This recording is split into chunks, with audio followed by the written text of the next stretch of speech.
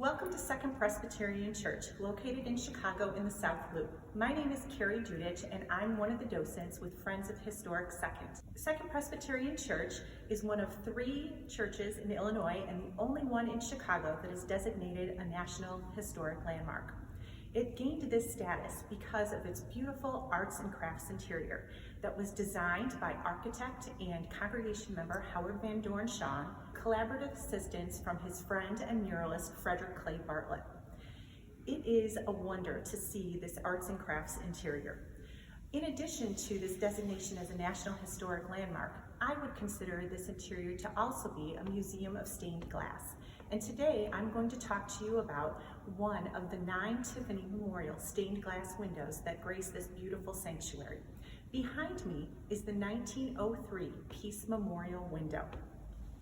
You can see that it has beautiful colors, and it is one of my favorites, not only because of its beauty and uniqueness, and because it's one of the Tiffany windows, but also because of how it relates to the history of Chicago in the late 19th century. This window was fabricated by Tiffany Studios in New York. Louis Comfort Tiffany, who was the founder of Tiffany Studios, was an artist and designer of decorative arts, and is best known for his stained glass work. He was also the son of Charles Louis Tiffany, who was the founder of New York's Tiffany and Company. Louis Tiffany developed new techniques in working with stained glass. Instead of painting on the glass, as was done prior to this, he essentially painted with the glass, using different colors and different textures of glass, along with layering the glass or plating it in order to create the picture within the glass. Painting on the glass was limited, as you'll see in this window, to faces, hands, and feet. Let's take a closer look at the Peace Memorial window. It is known as a medallion window. This window is 8 foot 4 inches wide by 16 foot 5 inches tall, and it is at the larger end of the Tiffany windows. It contains approximately 8,000 pieces of vibrant glass, with many smaller than a dime. This window is similar to another window that Tiffany made in 1892, which was also a medallion window, but of a much smaller size. It was on display here in Chicago at the 1893 Columbian Exposition. The 2 medallion windows were based on the French cathedrals that Tiffany toured while he was in France looking at their stained glass. The Peace window has 3 medallions. The top circular medallion shows an angel holding an overflowing basket of flowers or fruit, and it is entitled Hope.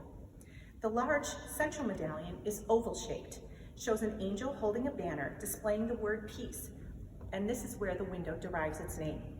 The bottom medallion, which is also circular, shows an angel comforting a man kneeling before her, and it is titled Consolation.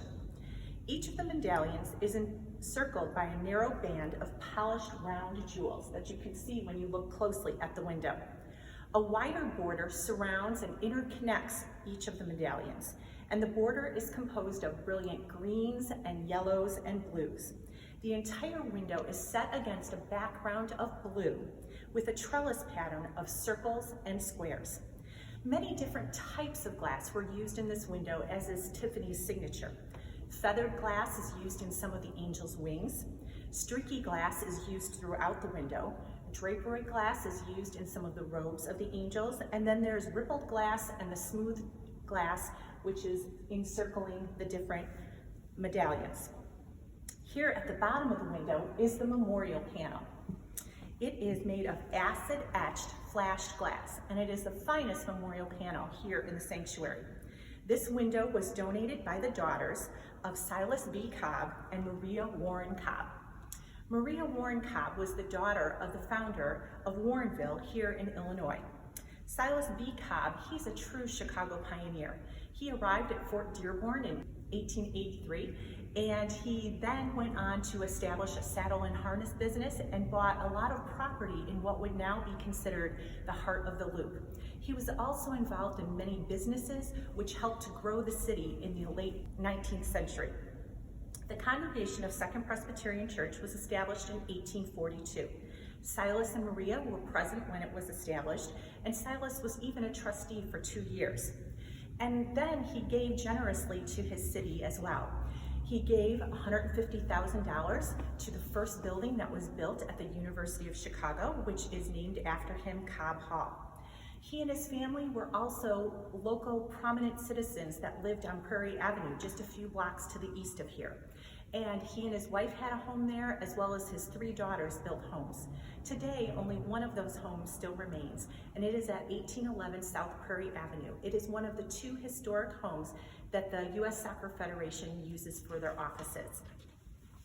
Over the past couple of years, the Peace Window has received a lot of attention. It had a project. We had restoration that was started in June of 2017 after analysis was done that deemed it to be in grave condition. And then after a 5-year fundraising campaign, the window was taken down and driven to Venturella Studios in New York City, where it went under the intensive restoration process. If you want to view the video that we have online at Historic Second Church and see this $312,000 restoration that took place to return this window to its beauty, I invite you to visit our website. One thing that I did want to mention about the restoration is that a Tiffany signature was discovered that had been hidden under 100+ years of dirt and dust and muck and grime. So come into the church and you can see that Tiffany signature for yourself. Thank you so much for coming and viewing this video today, and I hope that we will soon see you visiting the church sanctuary to take a tour of Chicago's only National Historic Landmark church.